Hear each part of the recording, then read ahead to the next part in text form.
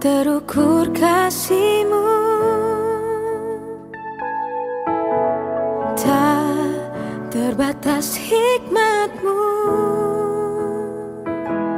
kesetiaan-Mu tak meninggalkanku, dan kebaikan-Mu selalu ada di hidupku. Tak terukur kasih-Mu, tak terbatas hikmat-Mu, kesetiaan-Mu tak meninggalkanku, dan kebaikan-Mu selalu ada di hidupku.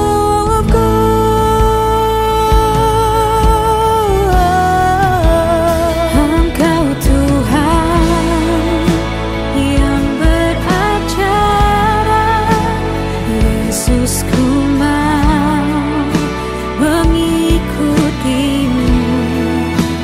Bukan hebat dan kekuatanku, hanya Roh-Mu Tuhan, Roh-Mu Tuhan yang bekerja dalamku. Engkau Tuhan yang beracara, Yesus, ku mau mengikutimu. Bukan hebat dan kekuatanku, hanya Roh-Mu Tuhan, Roh-Mu Tuhan yang bekerja dalamku.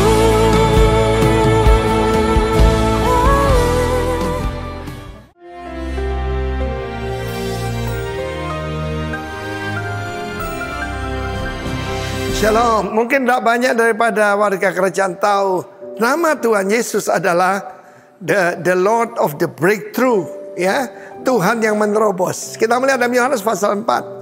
Selama 4 abad, 400 tahun, tidak ada seorang pun orang Yahudi yang pernah melintasi daerah Samaria. Mereka begitu resist. Mereka merasa dirinya paling hebat. Sampai Yesus datang, dia harus melintasi daerah Samaria untuk pergi ke Galilea. Orang lain akan menyeberang sungai Yordan dan melewati itu. Mungkin ada daerah-daerah seperti itu dalam hidup Anda yang harus Anda terobos untuk menjadi pengaruh buat banyak orang. Dan di situ dia bertemu dengan seorang wanita yang kita tahu dengan pasal 4 sudah 5 kali menikah, dan yang ke-6 ya sudah harus diskon dan pisah-pisahan. Dia dengan suami orang yang sekarang pun bukan suamimu. Karunia Roh bekerja pada Kristus. Dan yang menarik sekali, bagaimana dampaknya adalah begitu luar biasa. Sementara murid-murid mencari makanan, yang mereka cari cuma apa yang untuk jasmani, Yesus melihat makanan yang lebih hebat. Ada padaku makanan yang kamu tidak kenal, yaitu melakukan kehendak Bapa dan menyelesaikannya. Itu yang saya cari dalam hidup saya, mencari kehendak Bapa dan menyelesaikannya. Dan wanita ini ketika dia mendapatkan pewahyuan bahwa Yesus adalah sang Mesias yang mereka tunggu-tunggu, orang Samaria cuma mempercayai 5 kitab yang pertama, dan mereka tidak ada keterangan daripada Nabi Yesaya, Yeremia dan yang lain. Tetapi dia berkata pada orang-orang yang ada di kota itu, yang di kota Samaria, mungkinkah dia itu Kristus? Jadi dia belum yakin sepenuhnya. Sama ketika kita baru bertobat ataupun kita masih bayi rohani, kita belum benar-benar yakin sepenuhnya. Tetapi perkataannya itu benar-benar menggoncangkan kota itu. Dan firman Allah berkata, begitu banyak orang yang berpakaian putih-putih, orang Samaria begitu ya, dan turbannya itu ada merahnya begitu. Mereka datang pada Kristus dan menerima Kristus. Dan mereka berkata bahwa bukan karena perkataan kedatangan wanita itu. Tapi kami sekarang telah mendengar dan betul-betul yakin bahwa Engkau adalah Mesias, Putra Allah yang kami tunggu-tunggu. Saudara yang kasih Tuhan, kita belajar kehidupan wanita ini. Dalam sejarah gereja dan sampai hari ini diperingati setiap 26 Februari, 26 atau 28 Februari setiap tahun oleh gereja-gereja ortodoks. Wanita Samaria ini yang dulu hidupnya nggak karu-karuan, yang mungkin jadi cemoohan orang seluruh kota. Namanya adalah Potini. Dan dia diakui sebagai seorang martir bernama Santa Potini. Saya akan bicara nanti dalam selanjutnya tentang apa dampak yang luar biasa. Bukan cuma kotanya dipengaruhi, bukan cuma teman-temannya, tapi lebih jauh daripada itu. Ketika saya melayani Tuhan, yang pertama saya injili ya keluarga saya sendiri. Kemudian teman-teman, kemudian Tuhan memperluas dan makin memperluas, saudaraku, from Yudea, Samaria, Yerusalem first, Yudea, Samaria, sampai ke ujung bumi. Dan hari ini saudaraku, Rock Ministry sudah sampai ke Merauke ya. Saya pergi ke Merauke Selatan bahkan ya. Kita melihat bagaimana, apakah itu ujung bumi? Tuhan bilang belum, masih ada lagi. Atas Rock Ministry akan dipercayakan Pacific, saudaraku, Pacific Rim. Saya tidak pernah bisa bayangkan. Saya belum pernah pergi ke Fiji, saya belum pernah pergi ke Kiribati Island. Tetapi Tuhan berkata, the steps of a good man shall be ordered by the Lord. Karena itu kita mau belajar, Kristus adalah penerobos, sang penerobos itu. Dan wanita ini, saudaraku, yang tadinya tidak mau ketemu orang, dia berhadapan dengan mereka dan berkata, dia memberitahu segala sesuatu yang kulakukan. Mungkinkah dia itu Kristus? Bayangkan, mungkin saudara tidak tahu banyak, tetapi ketika engkau melangkah, maka keluargamu akan percaya kepada Tuhan Yesus. God bless you, warga kerajaan. Amin. Shalom. Dalam pagi hari ini kita siap untuk mempermuliakan nama Tuhan. Amin. Ya, sebelum kita mulai, mari kita berdoa. Bapa, terima kasih, kami sungguh bersyukur Tuhan buat pagi hari ini Tuhan. Ini adalah kesempatan Tuhan untuk kami Tuhan boleh menikmati kebaikan Tuhan. Kami bersyukur Tuhan untuk kekuatan, kesehatan yang Tuhan berikan atas setiap kehidupan kami Tuhan. Layakkan kami Tuhan untuk kami memuji, menyembah, meninggikan nama-Mu Tuhan. Biarlah dengan segenap hati kami Tuhan, kami mau bawa hati kami Tuhan untuk memuji Engkau, Allah yang hidup. Di dalam nama Tuhan Yesus, kami akan bersuka cita Tuhan pagi hari ini. Di dalam nama Yesus, haleluya, amin.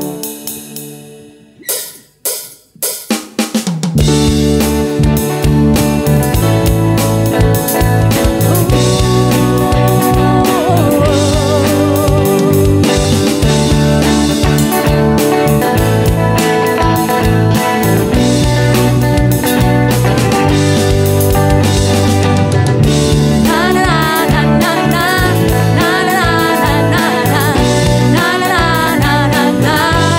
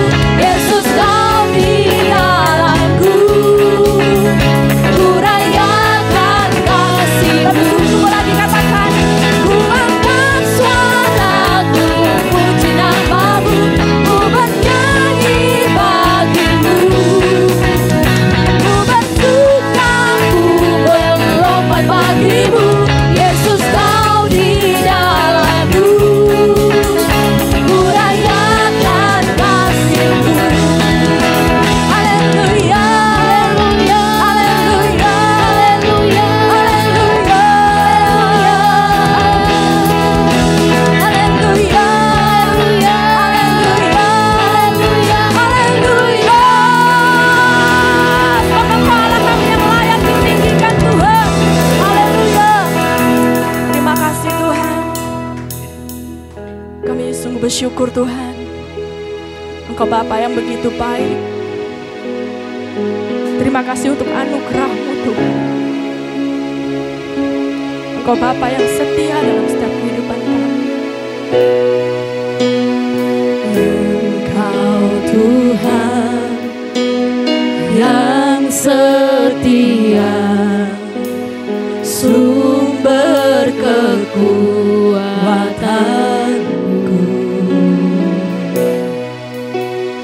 Engkau Yesus, Juru Selamatku, harapanku, jawabanku. Yesus, Kau segalanya bagiku, Tuhan dan Rajaku. Kasih sayang-Mu melimpah di dalam hidupku. Salib-Mu tebusku, bebaskanku, sembuhkan aku. Ku percaya mujizat-Mu ku alami sekarang ini.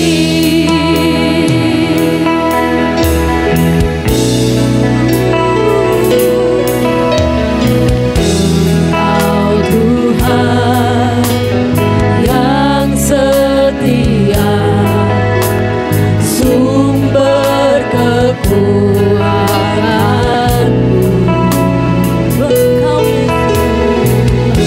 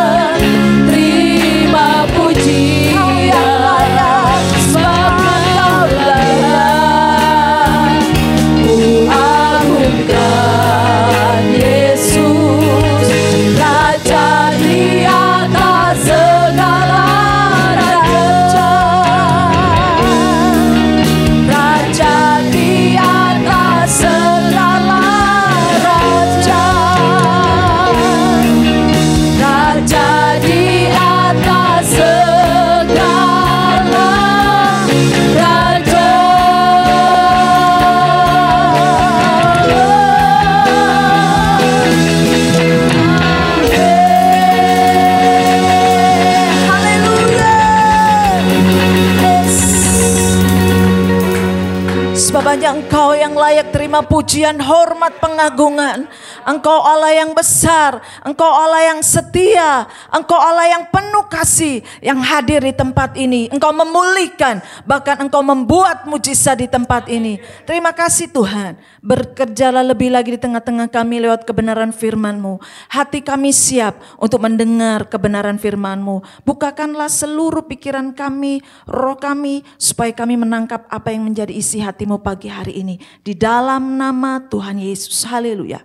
Amin. Silakan duduk. Shalom Bapak Ibu semuanya.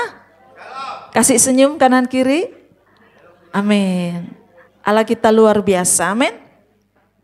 Ya, puji Tuhan. Di minggu ketiga ini kita masih akan belajar tentang leading as influence ya in my community. Nah, hari ini saya ingin sedikit ya, hari ini tidak terlalu banyak, akan belajar tentang kepemimpinan yang melayani. Ya. Kita ini senangnya dilayani atau melayani ya? Pasti enak dilayani, apalagi kalau sudah ada ini lapar ya. Wah, kalau kita lapar maunya bahkan orang cepat saji ya. Karena apa? Supaya bisa cepat makan. Karena kalau orang yang lapar, wah biasanya mudah marah, mudah tersinggung gitu ya. Hari ini kita belajar kepemimpinan yang melayani. Pada dasarnya manusia ini senang dilayani. Tapi untuk melayani itu bukan sebuah hal yang mudah. Tapi hari ini kita belajar kepada teladan sejati kita yaitu Yesus. Kita baca sama-sama di dalam Matius 20 ayat yang ke-28. 1, 2, 3.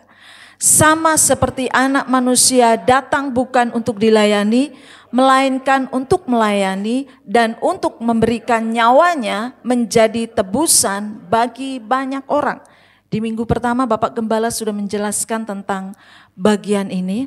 Hari ini saya hanya menekankan bagaimana Yesus yang menjadi teladan, bagaimana untuk kita melayani. Saya kan bukan pemimpin, saya hanya anggota, saya hanya pengikut saja. Tetapi kita adalah orang-orang yang bisa mempengaruhi. Contoh, di Sherlock ada makanan baru nih, menu baru. Bebek goreng misalnya. Nah, oh ya, enak. Oh, itu siapa yang masak? Ada chef handal, ya. Kita penasaran ini, ya. Chefnya ada di sini ya, promosi, ya. Karena saya sudah menikmati, ternyata enak. Kata emak, kamu kalau sudah makan pasti nagih, beneran. Nah, itu salah satu kita mempengaruhi tentang rasa makanan. Oh ya, nanti kita kakaknya di Sherlock sambil penasaran dengan bebek goreng itu. Nah, itu setiap kita pasti bisa mempengaruhi orang lain. Rame-rame lah kita ke Sherlock untuk mencari si bebek ini tadi. Nah, itulah mempengaruhi. Orang yang bisa mempengaruhi atau mengajak orang lain, ini sudah bisa disebut pemimpin. Ya, minimal memimpin diri sendiri dululah. Memimpin diri sendiri bagaimana kita melakukan ini dan itu. Nah, Yesus memberikan teladan kepada kita sama seperti anak manusia datang bukan untuk dilayani, melainkan untuk melayani. Dia yang dari maha tinggi datang ke bumi, dia raja di atas segala raja, dia datang untuk melayani. Harusnya seorang pemimpin itu dilayani. Ada banyak orang rame-rame mencari sebuah posisi. Apalagi sekarang lagi pemilihan pemimpin daerah. Ada banyak cara yang dilakukan supaya terpilih. Karena apa? Dia ketika terpilih dia akan punya kemampuan untuk menggerakkan orang, untuk mempengaruhi orang lain, bahkan untuk membuat keputusan-keputusan. Ada banyak cara yang dilakukan orang rame-rame ingin menduduki sebagai pimpinan. Bahkan mengikuti ujian, tes ujian. Nah, kita belajar kepada Yesus apa yang menjadi rahasia orang yang memimpin. Nah, saya mau tunjukkan Ini prinsip traditional leadership dan servant leadership. Kalau pada zaman dulu, ya. Kalau pada zaman dulu ini tradisional ya, itu CEO ada di atas, kemudian senior leaders, middle management dan employees ada di bawah. Ya mungkin ini karena pengaruh penjajahan atau bagaimana, tetapi di zaman sekarang, nah ini kemudian dibalik bahwa pemimpin itu harus ketika dibalik bagaimana? Nah inilah pemimpin yang melayani, biasa posisi di atas, kemudian sekarang ada di bawah. Nah kita ada di bagian mana? Baik itu di rumah tangga, di mana kita masih menggunakan traditional leadership atau servant leadership. Biasanya traditional leadership ini lebih mementingkan apa? Otoritas. Apa kata pemimpin yang di atas. Nah Yesus berkata, mundur kita di ayat yang ke-25, tetapi Yesus memanggil mereka lalu berkata, kamu tahu bahwa pemerintah-pemerintah bangsa-bangsa memerintah rakyatnya dengan tangan besi, dan pembesar-pembesar menjalankan kuasanya dengan keras atas mereka. Ini kepemimpinan dunia yang pada masa zaman otoriter seperti ini. Tetapi Yesus mengajarkan, tidakkah demikian di antara kamu? Barang siapa ingin menjadi besar di antara kamu, hendaklah ia menjadi pelayanmu. Dan barang siapa ingin menjadi terkemuka di antara kamu, hendaklah ia menjadi hamba. Nah, pelayan atau hamba itu posisinya ada di bawah. Seperti ilustrasi tadi, hamba yang biasa disebut daulos atau keset, yang biasa diinjak-injak orang. Nah, Yesus memberikan prinsip ini, barang siapa ingin menjadi besar di antara kamu, hendaklah ia menjadi pelayanmu. Nah, hari ini kita ingin belajar bagaimana prinsip kepemimpinan yang melayani. Ini bukan hanya untuk pemimpin-pemimpin GKK, tidak. Semua kita adalah pemimpin, kita adalah orang-orang yang memimpin. Kita mau belajar bagaimana Yesus memberikan teladan di dalam kepemimpinan. Martin Luther King Jr. berkata, sama-sama, 1, 2, 3. Siapapun bisa menjadi hebat karena semua orang bisa melayani. Setiap kita bisa melayani dengan kemampuan kita masing-masing. Entah itu hanya menyapu, entah itu hanya mengelap kaca, atau hal-hal yang seperti hari ini kita melayani dengan asal memberikan senyuman. Siapapun kita bisa menjadi hebat karena semua orang bisa melayani. Nah, hari ini kita akan belajar prinsip kepemimpinan yang melayani. Yang pertama, sama-sama katakan mendengarkan. Nah, mendengarkan ini adalah sesuatu yang sedang kita memperhatikan orang lain berbicara dengan aktif. Ada juga mendengarkan tidak aktif. Hari ini misalnya ada 40 orang, semua mendengarkan. Tetapi ada yang aktif dan juga ada yang tidak aktif. Nah, bagaimana mendengarkan dengan aktif? Yaitu betul menyimak, memperhatikan dengan menggunakan anggota, dengan panca indera kita. Ya, Yesus, kita lihat di dalam Matius 8 ayat 10, setelah Yesus mendengar hal itu, heranlah ia dan berkata kepada mereka yang mengikutinya, aku berkata kepadamu, sesungguhnya iman sebesar ini tidak pernah aku jumpai pada seorang pun di antara orang Israel. Ini seorang perwira yang dia anaknya sedang sakit. Kemudian dia, boleh dibacakan, bisa minta tolong satu orang Matius 8 ayat sebelumnya.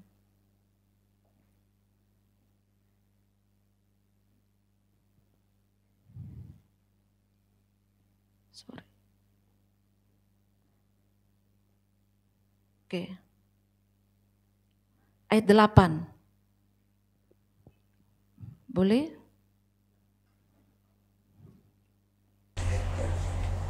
Matius 8 ayat 8. Beginilah firman Tuhan. Tetapi jawab perwira itu kepadanya, Tuan, aku tidak layak menerima Tuhan di dalam rumahku. Katakan saja sepatah kata, maka hambaku itu akan sembuh. Sebab aku sendiri seorang bawahan, dan di bawahku ada pula prajurit. Jika aku berkata kepada salah seorang prajurit itu, pergi, maka ia pergi. Dan kepada seorang lagi, datang, maka ia datang. Ataupun kepada hambaku, kerjakanlah ini, maka ia mengerjakannya. Terima kasih. Ya. Hamba perwira ini berkata seperti itu. Kemudian setelah Yesus mendengar hal itu, heranlah ia dan berkata kepada mereka yang mengikutinya, aku berkata kepadamu, sesungguhnya iman sebesar ini tidak pernah aku jumpai pada seorang pun di antara orang Israel. Di ayat 13, lalu Yesus berkata kepada perwira itu, pulanglah dan jadilah kepadamu seperti yang engkau percaya. Maka pada saat itu juga sembuhlah hambanya. Nah, kemampuan mendengarkan setiap kita ini harus kita latih. Secara khusus bapak-bapak permisi, memang punya kelemahan di pendengaran. Artinya apa? Kalau begitu lama mendengar, rasanya bagaimana? Pusing. Ya, entah mengangguk-ngangguk itu mendengar atau tidak. Ya, karena itu kondisinya. Tapi Tuhan mengajarkan prinsip mendengarkan itu nomor 1. Ketika seseorang sedang bercerita, itu enggak gampang. Karena apa? Kita lebih senang untuk berbicara daripada mendengarkan. Bahkan Yakobus berkata, ya, iya. Coba diulang Pak yang keras. Iya, cepat mendengar, hendaklah kamu cepat mendengar dan lambat untuk berkata-kata. Ini salah satu prinsip mendengarkan. Apalagi kalau wanita yang bercerita Pak, wow. Mungkin yang pernah melayani konseling atau curhat di KK, misalnya GKK-nya laki-laki hari itu, anggotanya perempuan, 1 orang 5 kali 10, pusing ya Pak Erwin. Nah, ya, jadi itu contoh, karena memang kemampuan laki-laki terbatas di dalam mendengarkan, tapi hal itu butuh dilatih. Karena hal pertama, seseorang akan merasa diperhatikan, merasa diterima kalau apa? Didengarkan. Nah, ini prinsip ketika Yesus mendengarkan perwira ini, mujizat Tuhan terjadi. Dikatakan kalau orang mendengar 50% aja sudah menyembuhkan ya. Tapi saya pernah 2 jam menunggu walaupun saya perempuan, enggak kuat. Begitu ya, orang cerita terus belum kita kasih solusi, hampir 3 jam saya stop akhirnya. Nah saudara, nah ini kemampuan seorang pemimpin yang melayani, kita harus mendengarkan. Dengarkanlah anak-anak kita ketika anak kita protes. Dengarkanlah ketika suami atau istri kita protes, anggota keluarga kita protes, itu adalah hal yang penting.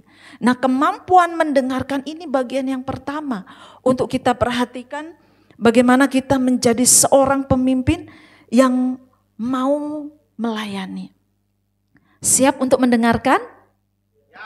Harus siap ya. Kita pasang telinga baik-baik ya. Karena kita sedang berlatih untuk mendengarkan. Yang kedua, katakan sama-sama 2, 3, empati. Empati ini adalah bagaimana sikap kita merasakan apa yang orang lain rasakan. Ketika Yesus punya sahabat Marta dan Maria, saudaranya Lazarus meninggal. Ini ayat yang paling pendek. Dalam Yohanes 11 ayat 35 dikatakan apa?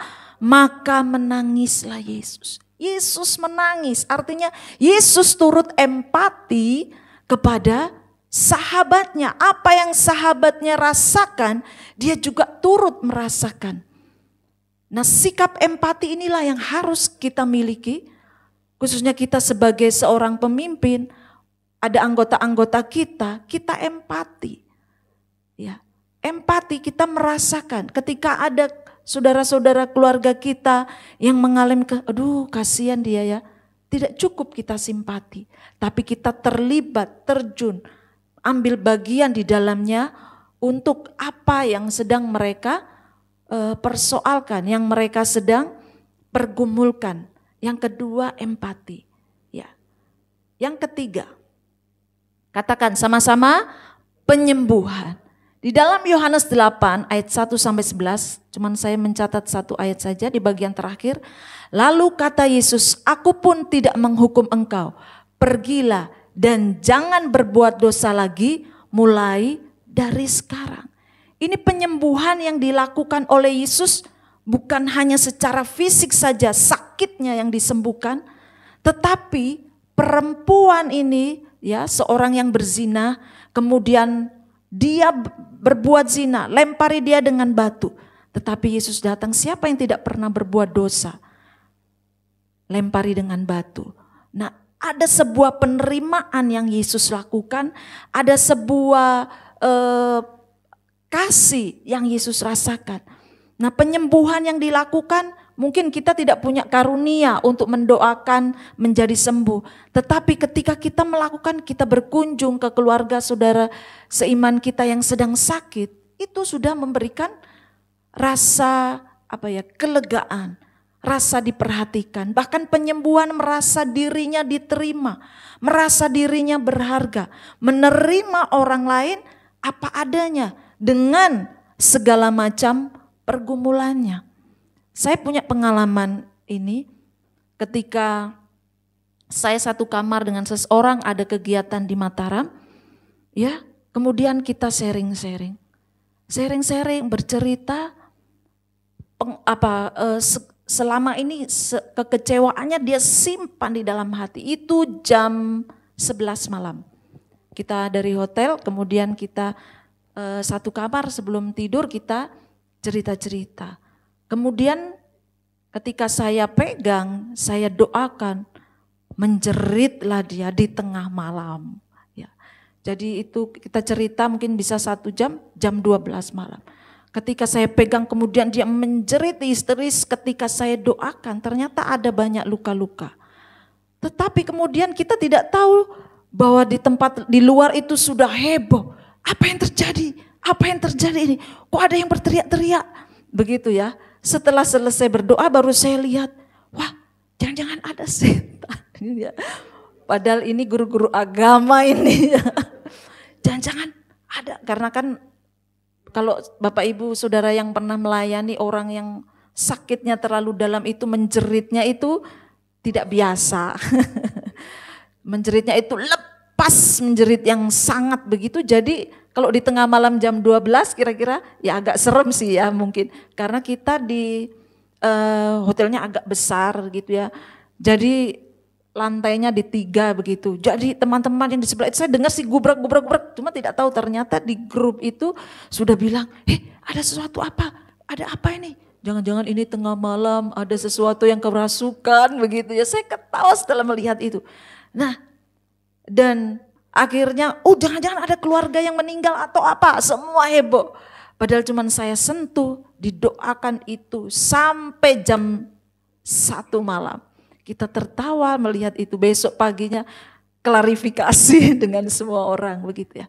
Nah itu penyembuhan bukan hanya secara fisik saja, tetapi secara batin hati yang selama ini orang mungkin tidak diterima, orang-orang yang dianggap berdosa, orang-orang yang dianggap terbuang, kita terima, kita melakukan penyembuhan seperti Yesus. Dia menerima, tidak peduli apa latar belakangnya. Nah ini penyembuhan yang dilakukan, waduh saya tidak punya bakat untuk itu, tidak perlu. Doakan saja ketika kita mendoakan orang atau kita mendengarkan orang lain akan sembuh. Amin.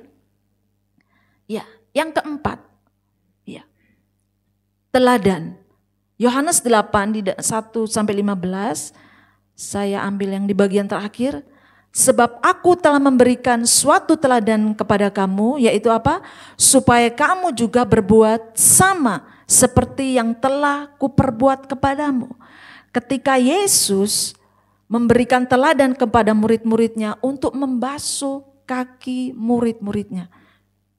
Ini adalah sebuah teladan. Teladan dari kehidupan kita orang-orang percaya. Paulus berkata kepada Timotius, jadilah teladan di dalam apa? Perkataanmu, dalam tingkah lakumu, dalam kasihmu, kesetiaanmu, kesucianmu. Hendaklah itu yang menjadi teladan.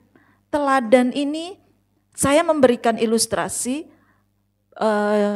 saya lupa entah tahun berapa pernah ada training kepemimpinan, saya lupa namanya, waktu itu kita di Kencana, apa ya namanya? Hagai, ya Hagai. Jadi waktu ada Hagai yang berikutnya di Mataram, kita disuruh untuk berjalan. Silakan di Jayapura, silakan Bapak Ibu berjalan keluar. Apa yang Bapak Ibu lihat di luar? Ada yang lihat daun, lihat mobil, lihat motor, lihat orang lewat, lihat semut, lihat semua orang yang kita anggota itu berjalan semua melihat. Nah, demikian juga ketika saya berdiri di sini, ada yang melihat rambut saya yang putih, ada yang lihat telinga saya nggak pakai anting, lihat sepatu saya, lihat baju saya, lihat semuanya. Dengan 40 orang pasti punya sudut pandang yang berbeda. Tergantung sudut pandang mana yang dilihatnya. Nah, oleh sebab itu seorang pemimpin harus menjadi teladan. Ya, aku kan mau jadi diri saya sendiri. Oke, jadi diri saya sendiri. Tapi mari kita belajar menjadi teladan dalam segala hal. Dalam seperti Timotius, seperti Paulus berkata kepada Timotius, jadilah teladan dalam perkataanmu. Apakah perkataan kita sudah membangun orang lain?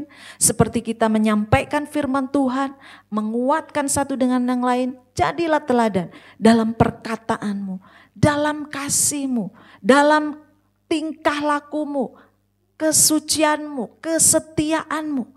Ya. Berat tidak ini kira-kira? Berat. Ya, lakukan aja seperti yang Yesus perintahkan kepada kita ya. Setiap hari kita belajar berubah.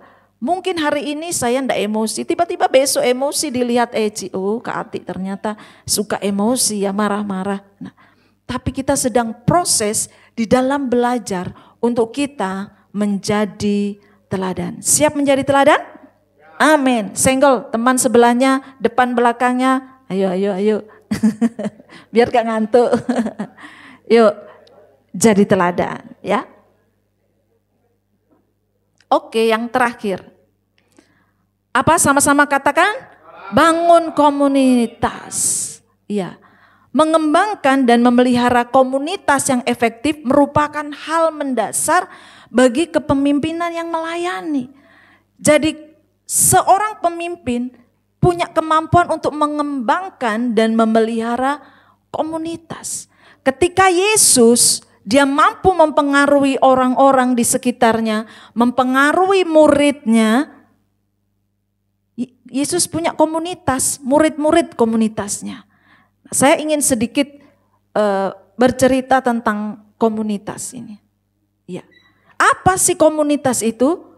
Komunitas adalah kumpulan manusia atau orang-orang yang memiliki kepentingan sama, berdiam dalam satu tempat atau satu kegiatan yang sama dalam jangka waktu yang lama dan berbagi sesuatu atau tanggung jawab bersama. Di gereja kita juga ada komunitas ya, ada komunitas ya atau KK, keluarga kerajaan Allah itu adalah sebuah komunitas. Ada berapa komunitas ya? Ada Gunung Setia, Garuda, Gunung Moria, Cendrawasih, Kartini ya, Kartini atau yang senior, ada Roket, ada KGC. Nah, komunitas, kenapa? Punya tujuan yang sama. Oh, ini satu satu tujuan. Nah, bahkan di luar itu ada komunitas Moge misalnya, ada komunitas Tionghoa, komunitas Jawa, apalagi komunitas badminton, komunitas HES ya. Karena itu merupakan salah satu kebutuhan manusia. Manusia ini adalah makhluk sosial yang ingin merasa diterima, yang bisa sama-sama mencapai sebuah tujuan. Nah, saya akan bacakan di dalam Pengkhotbah 4 ayat, sama-sama aja deh, jangan sendiri. Ya. Pengkhotbah 4, 9-10, 2-3. Berdua lebih baik daripada seorang diri, karena mereka menerima upah yang baik dalam jerih payah mereka. Karena kalau mereka jatuh, yang seorang mengangkat temannya.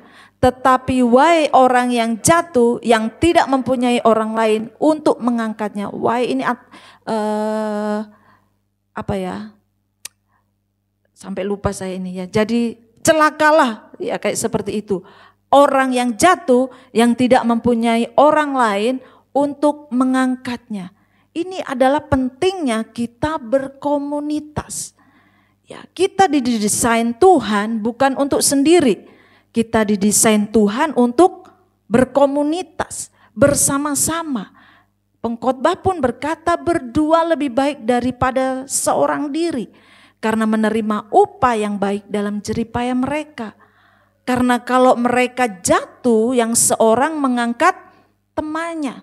Nah, kemarin waktu saya sharing di Roket, saya bertanya kepada adik-adik ini ya, apakah manfaat Roket bagi kalian?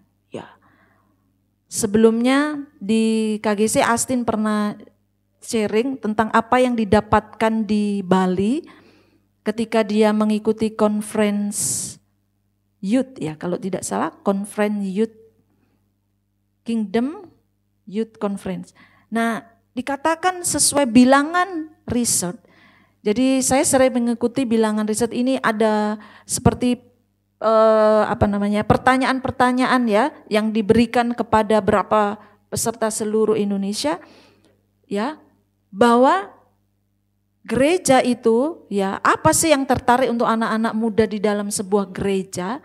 Ya, bukan pujian penyembahannya, bukan materi pengkhotbahnya, tetapi yang pertama yang dicari adalah komunitas yang hangat. Komunitas yang hangat. Hangat itu bagaimana? Saling sempit-sempitan? Enggak. Tetapi komunitas yang merasa diterima, di mana orang lain merasa nyaman di situ. Makanya kita katakan komunitas kita adalah keluarga kerajaan, di mana rumah kedua. Anak-anak Roket bilang, Roket itu seperti rumah kedua saya. Wow, keren. Dia sudah bisa merasa hangat di dalam Roket, bahwa dia merasa bahwa di Roket saya punya rumah kedua. Di situ tempat saya bercerita, bisa asik untuk ngobrol, bisa curhat, bisa main bersama. Ini anak-anak kemarin ngomong ya. Nah, seperti itu. Nah, ternyata itu yang dibutuhkan. Kita membutuhkan sebuah komunitas. Kehangatan komunitas. Apakah komunitas kita hangat, dingin, atau apa? Nah, tapi itu yang dicari, bahwa komunitas kita itu komunitas yang bisa diterima. Ya, anak-anak muda sekarang mereka mencari sebuah komunitas. Pujian penyembahannya berikutnya, ini berdasarkan survei ya, untuk anak-anak muda. Nah, di dalam pengkhotbah yang berikutnya sama-sama 1, 2, 3. Jika satu orang dapat dikalahkan, 2 orang akan dapat bertahan. Pilihan 3 utas tali tak mudah diputuskan. Ini Alkitab terjemahan baru. Kemarin saya dapat kiriman LAI untuk Sekolah Tunas Daud. Ada Alkitab terjemahan baru yang tidak diperjualbelikan. Saya mengutip ini, pilihan itu seperti rajutan ya. 3 utas tali tidak mudah diputuskan. Nah, ketika kita bersama-sama, ada sebuah kekuatan yang besar. Saya beri ilustrasi untuk videonya. Silakan. Kita nonton sedikit ya.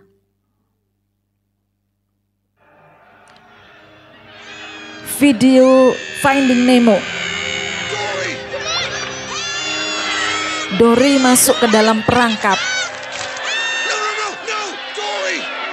Dad, I know what to do! Nemo, no! You have to tell all the fish to swim down together! Get out of there now! I know this will work! No, I am not gonna lose you again! Dad, there's no time! It's the only way we can save Dory! I can do this! You're right. I know you can. Lucky Finn! Now go! Hurry! Tell all the fish to swim down! Well, Lalu berusaha ingin menyelamatkan.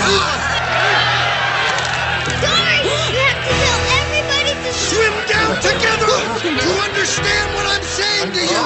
Swim Ayahnya Nemo down! memberikan perintah kepada semua komunitas ikan. Everybody swim down! Come on, you have to swim down! Swim down! Swim down! Swim down! Swim down!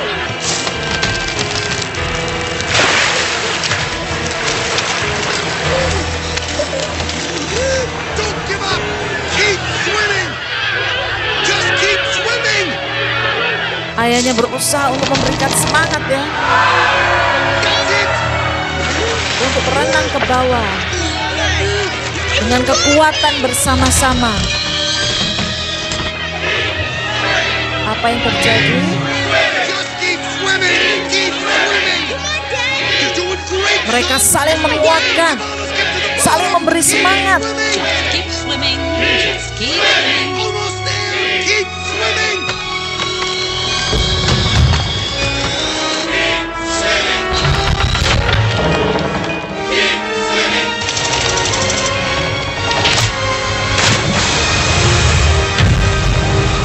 Ya, akhirnya mereka terlepas.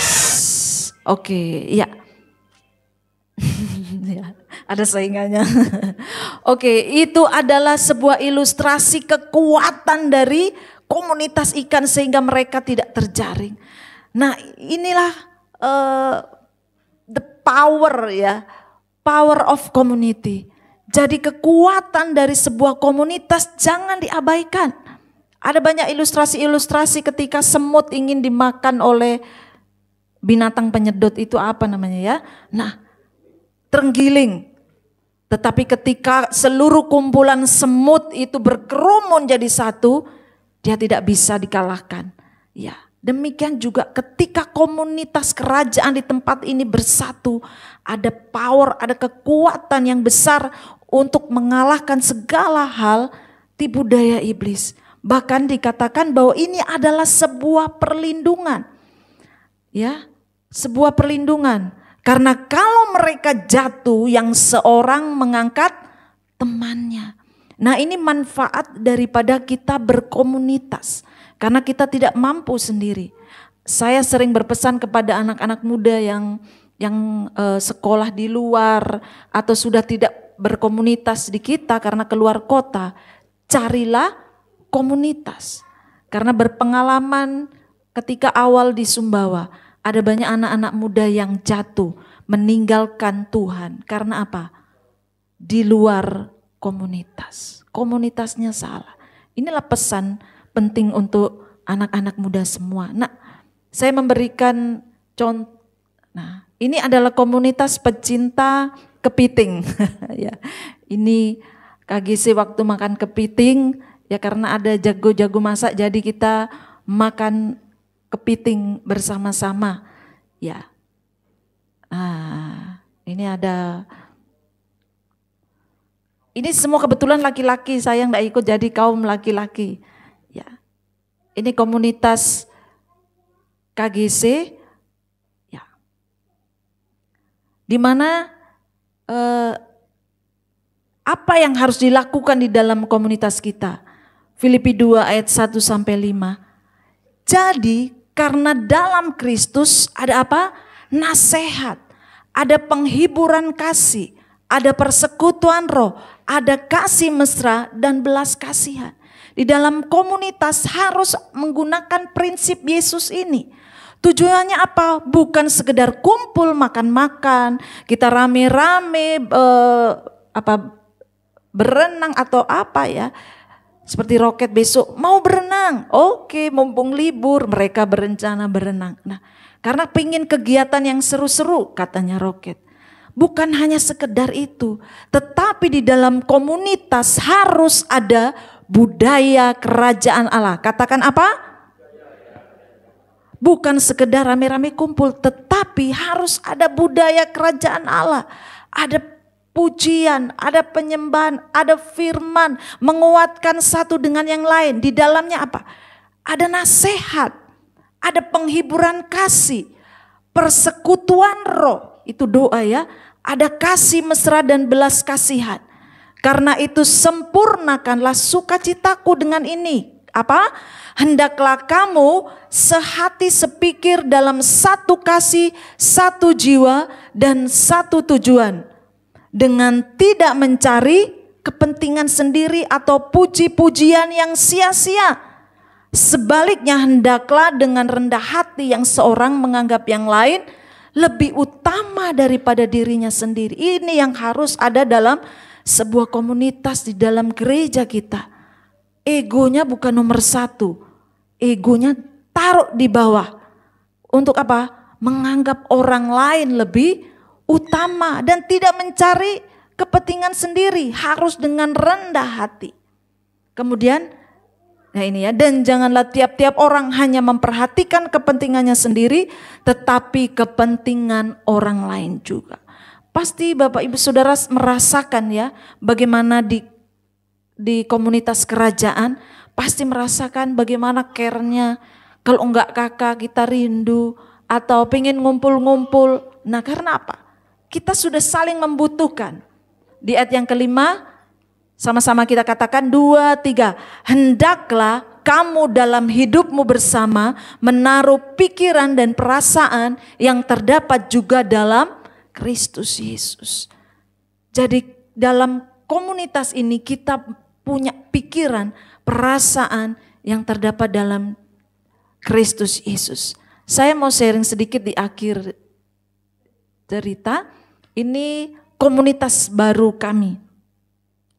Ya, ini komunitas himpunan anak-anak NTT, mahasiswa NTT yang ada di Sumbawa. Ini sekitar 70 orang.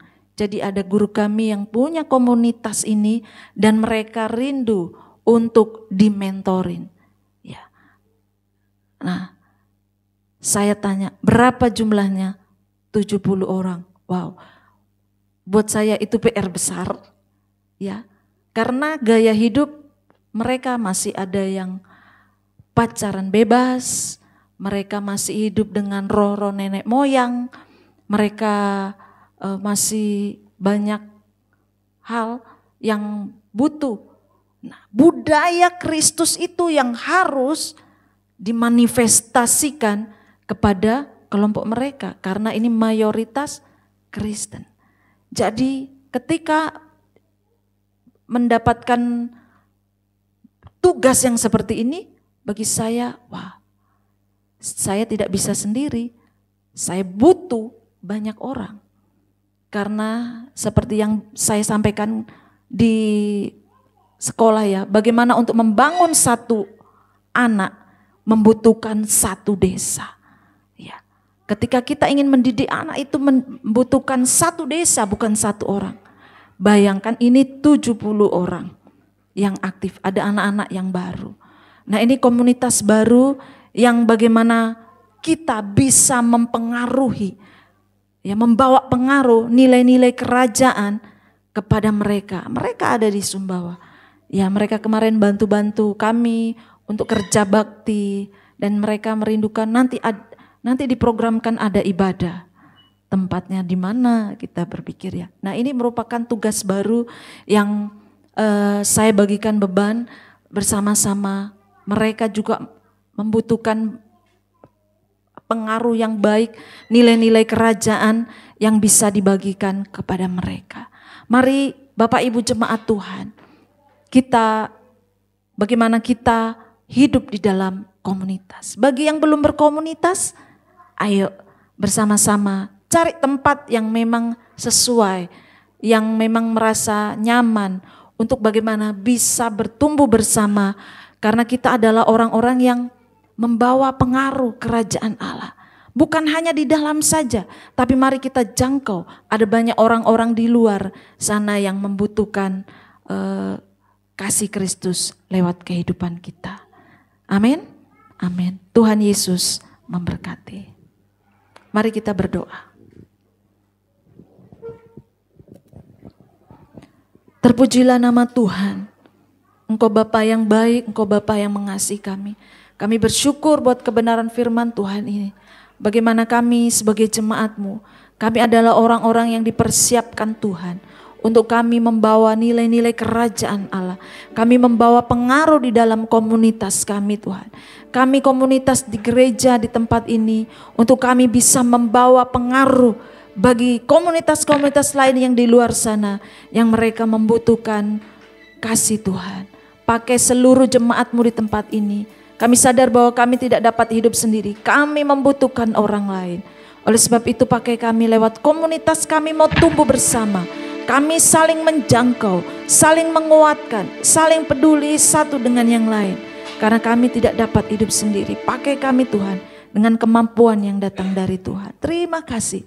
Kami bersyukur biar kebenaran firman Tuhan ini bisa termaterai dan kami lakukan. Dan kami kerjakan sesuai kehendak Tuhan. Terpujilah nama Tuhan di dalam nama Tuhan Yesus. Haleluya. Amin.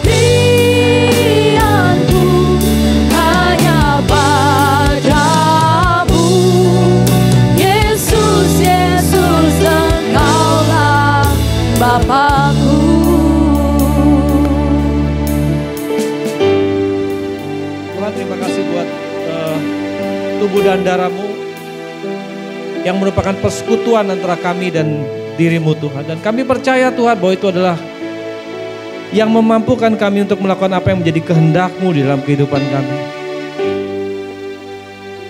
Terima kasih Tuhan, kami siap sambut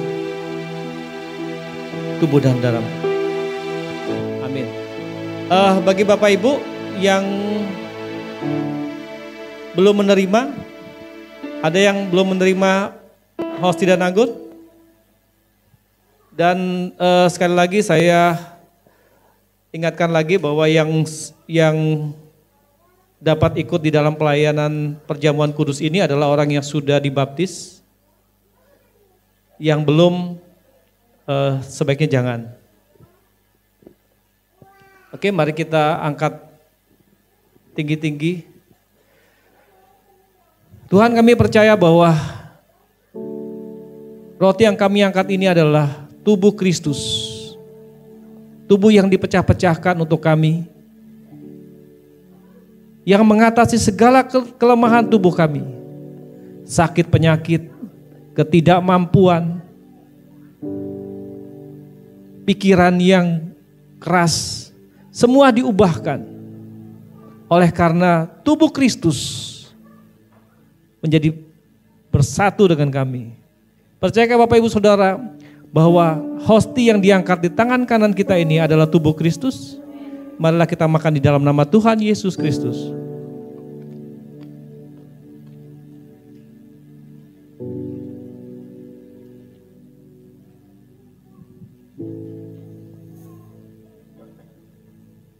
Darah adalah nyawa. Ketika Tuhan memberikan nyawanya, Dia memberikan kita kesanggupan. Dia memberikan kita keselamatan. Dia memberikan kembali hubungan kita yang terputus dengan Tuhan, dengan Bapa di surga. Sehingga dengan nyawa yang berarti kehidupan kita kembali tersambung dengan Tuhan, terhubung lagi dengan Bapa, akan memampukan kita untuk melakukan apa yang menjadi kehendak Bapa di dalam kehidupan kita. Percayakah Bapak Ibu Saudara, anggur yang Bapak Ibu angkat di tangan kanan di atas kepala ini adalah darah Kristus? Marilah kita minum dalam nama Tuhan Yesus Kristus.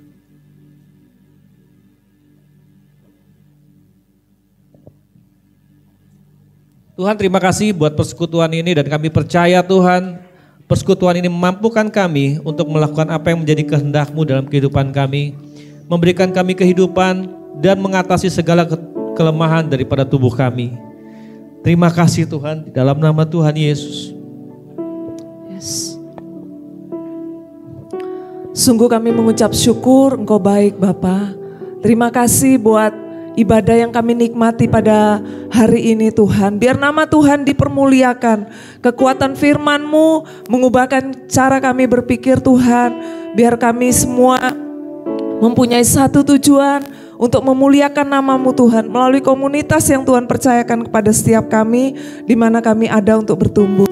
Tuhan berkati hamba-Mu yang sudah menyampaikan firman-Mu. Biarlah hikmat yang daripada Tuhan Kau tambahkan dalam kehidupannya. Seluruh pelayanannya diberkati, seluruh keluarganya diberkati di dalam nama Tuhan Yesus. Terima kasih Bapa, pagi hari ini kami juga mau berdoa Tuhan untuk daerah-daerah misi yang ada di kota Sumbawa yang sudah kami jangkau Tuhan. Mari Tuhan bekerja lebih lagi Tuhan. Untuk Pelampang Tuhan, kami bersyukur jemaat sudah mulai mengalami pertumbuhan. Biar Tuhan terus bekerja dimanapun jiwa-jiwa akan kami jangkau untuk kemuliaan nama Tuhan. Bahkan melalui komunitas kami Tuhan, kami boleh menjadi berkat bagi banyak orang. Supaya amanat agung Tuhan, jadikan semua bangsa muridku bisa kami kerjakan Tuhan bersama-sama di tempat ini. Terima kasih, biar nama Tuhan dipermuliakan melalui kehidupan kami jemaat-Mu Tuhan. Terima kasih, kami ucap syukur. Sebentar juga kami akan memberikan persembahan, baik persembahan umum maupun persembahan misi Tuhan. Biar dipakai untuk memperluas kerajaan-Mu di kota Sumbawa ini. Terima kasih, segala puji, hormat, syukur kami kembalikan hanya bagi Tuhan. Kami juga berdoa buat bangsa kami Indonesia Tuhan. Kami bersyukur Tuhan, sebentar lagi akan ada pelantikan yang baru, presiden yang sudah terpilih. Kami percaya Tuhan turut campur tangan mendatangkan kebaikan bagi bangsa ini, mendatangkan kemajuan bagi Indonesia. Tuhan, kami percaya semua ada di dalam kendali-Mu Bapa. Engkau yang mengasihi bangsa kami Tuhan. Engkau berdaulat atas Indonesia Tuhan. Kami berseru kepada Tuhan, biar kesejahteraan bangsa kami, kemajuan bangsa kami Tuhan boleh terjadi. Dan dan nama Tuhan dipermuliakan. Terima kasih, kami mengucap syukur juga untuk kota Sumbawa di mana kami tinggal Tuhan. Engkau memberikan keamanan di setiap penjuru kota sampai ke pelosok-pelosok desa Tuhan. Biar damai sejahtera yang daripada Tuhan turun atas kota kami Sumbawa.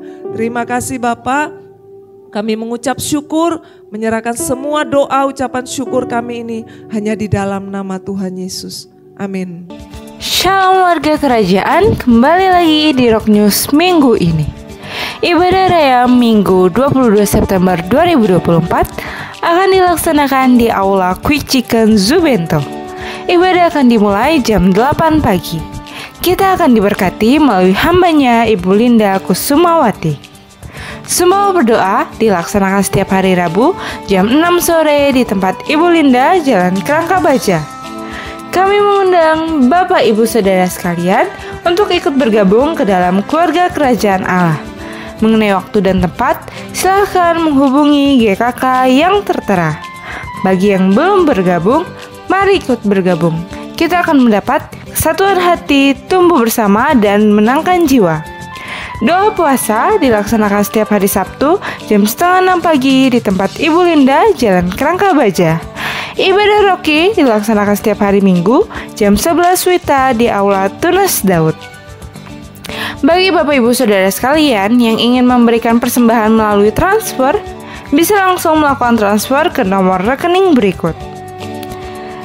Jangan lupa untuk like, comment, and subscribe YouTube channel kami Rock Sumbawa, dan ikuti kami di sosial media Facebook dan Instagram @rocksumbawa. Panitia Anniversary Rock Sumbawa melakukan penjualan thrift. Sehubung dengan kegiatan Anniversary GB Rock ke-32, kami akan melaksanakan penggalangan dana dengan cara menjual pakaian bekas yang masih bagus atau thrift. Oleh sebab itu, kami panitia Anniversary mohon bantuan dari setiap anggota jemaat ataupun anggota KK untuk dapat berpartisipasi dengan mengumpulkan pakaian tersebut di sekretariat atau bisa langsung menghubungi apa boleh buat yang terkait. Ayo Selamat pagi Bapak Ibu Jemaat Tuhan. Berikut saya akan menyampaikan dana yang sudah terkumpul. Dana yang kita butuhkan sekitar 34 juta. Dan yang sudah terkumpul mulai hari Minggu tanggal 8 dari amplop anniversary ada Rp125.000 dan basar Rp886.000. Untuk taburan dari NN 6 juta. Dan penjualan baju thrift kemarin tanggal 14 Rp1.255.000. Jumlah totalnya Rp24.449.000. Kekurangannya sekitar 10 juta. Itu kecil Bapak Ibu karena kita punya Tuhan yang sanggup mencukupkan. Terima kasih, ini saja pengumuman yang kami sampaikan. Saya undang Bapak Ibu Saudara untuk bangkit berdiri. Kita mau akhiri ibadah kita. Sebab Kau layak terima pujian. Sebab Kau layak terima pujian. Sebab Kau layak, ku agungkan Yesus, Raja di atas segala raja. Sebab Kau layak terima pujian.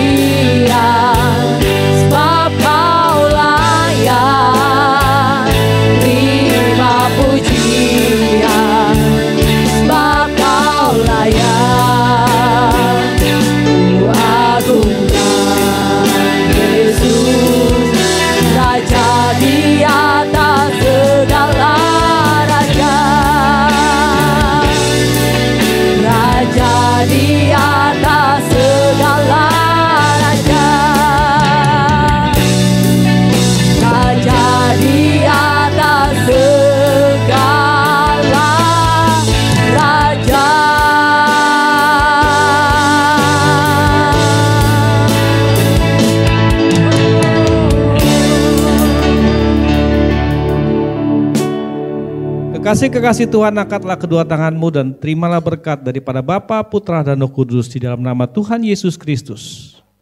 Tuhan sudah menyediakan wadah komunitas. Dan sekarang Tuhan juga akan menggiring kita untuk masuk dalam komunitasnya. Di dalam komunitas itu kita akan bertumbuh. Kita akan menjadi dewasa rohani, kita akan mengenal Tuhan. Dan di dalam komunitas akan banyak ada godaan, akan ada banyak perselisihan. Tapi percayalah bahwa Tuhan menyertai kita dan Tuhan menuntun pertumbuhan kita.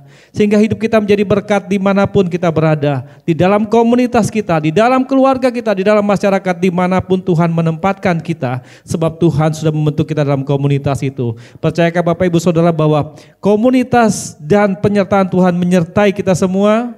Amin. Terimalah semua itu dalam nama Tuhan Yesus Kristus. Amin.